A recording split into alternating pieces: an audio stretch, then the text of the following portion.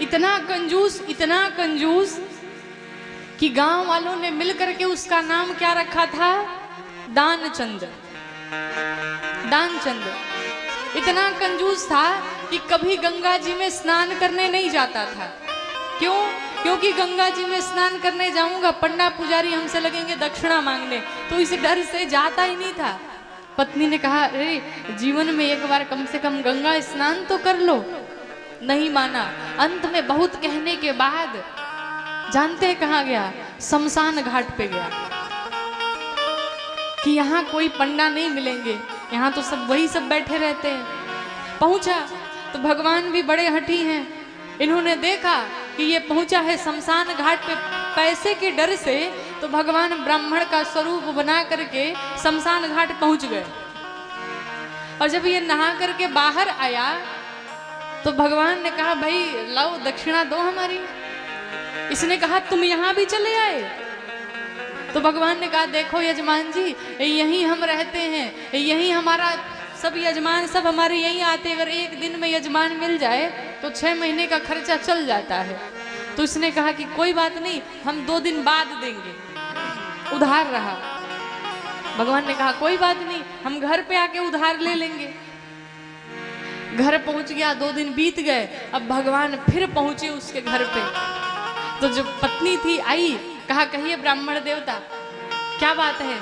तो उसने कहा कि मेरे 1 पैसे उधार लिए तुम्हारे पति ने, कह दो कि मुझे दे दे। तो पत्नी गई भीतर, पति से कहा कि भाई आपने किसी का कोई ब्राह्मण देवता है, अपने 1 पैसे उधार लिए हैं, दे दीजिए। तो पति ने कहा एक काम करो, जाओ कह दो कि बीमार पड़ गए हैं।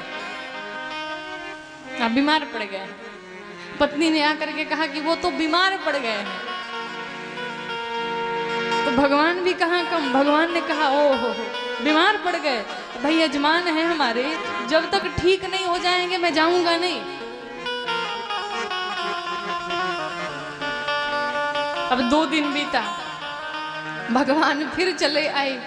तो जब अगली बार आए, पत्नी फिर भीतर गई, कहा वही पंडित जी फिर चले आए हैं, अरे दे दीजिए। तो पति ने कहा, सुनो, जा करके कह दो कि मर गए हैं। जा करके कहो कि मर गए हैं। पत्नी ने कहा, क्या बात कर रहे हैं आप? अरे 1 पैसे के लिए आप इतना कह रहे हैं? कहा, जितना कह रहा हूं उतना करो। अब पत्नी गई और जा करके कह दी कि वो तो मर गए हैं। भगवान ने सुना मर गए, तो भगवान भी बहुत हठीले, कहे कोई बात नहीं, अरे भाई हमारे यजमान थे, तो अब बिना अंतिम संस्कार की हम नहीं जाने वाले। पत्नी भीतर आई, सबसे इसने बताया। पति ने कहा, अब क्या करूं? पत्नी ने कहा कोई बात नहीं, जाने दो।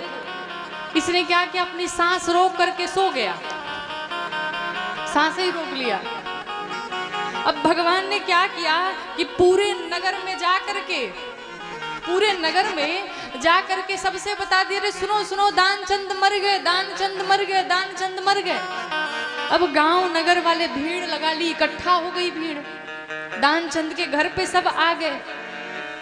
अब मृत्यु के पश्चात जो भी तैयारियां होती हैं सब होने लगी। पत्नी ने कहा, रे अब से भी बोल दो। इसने कहा, तुम चुपचाप रहो, हमें जो मन करेगा हम करेंगे। अब पत्नी बेचारी कुछ नहीं बोली। अंत में जब दानचंद को उस पे सुलाया गया, भगवान ने सोचा अब शायद बोल देगा, लेकिन दानचंद नहीं बोला। अब उसको उठा करके 4 लोग लेकर के लगे जाने, तो पत्नी लगी चिल्लाने, अरे ये जिंदा है, मरे नहीं हैं। तो गांव की औरतें समझाती हैं, चुप हो जाओ, तुमको सदमा लगा है, शांत हो जाओ, तुमको सदमा लग गया है। अरे कम आयु में चले गए हैं, इसीलिए तुमको सदमा लगा है, ये मर गए, जीवित नहीं है। पत्नी ने कहा, हम सच कह रहे हैं, जीवित है, मरे नहीं है, नाटक कर रहे हैं। लेकिन अब गांव की औरतों ने पकड़ करके दरवाजे के भीतर बंद कर दिया। हाँ भाई, सदमा लग गया है, कम आयु में चले गए। पहुंचा घाट पे, भगवान ने सोचा अब कह देगा, लेकिन ये भी बहुत हठी था, नहीं बोला। सारी क्रियाएं पूर्ण की गई। अंत में जब मुखाग्नि देने का समय आया, अग्नि देने का समय आया, तो भगवान ने सोचा कि बहुत जिद्दी है, लगता है सच में मर जाएगा। तो भगवान ने कहा लोगों से, भगवान ने लोगों से कहा कि भाई हमारा यजमान था और हमको इसे थोड़ा मंत्र देना है, मरते से अब तो मर गया है, मंत्र दे नहीं पाए, मंत्र देना है।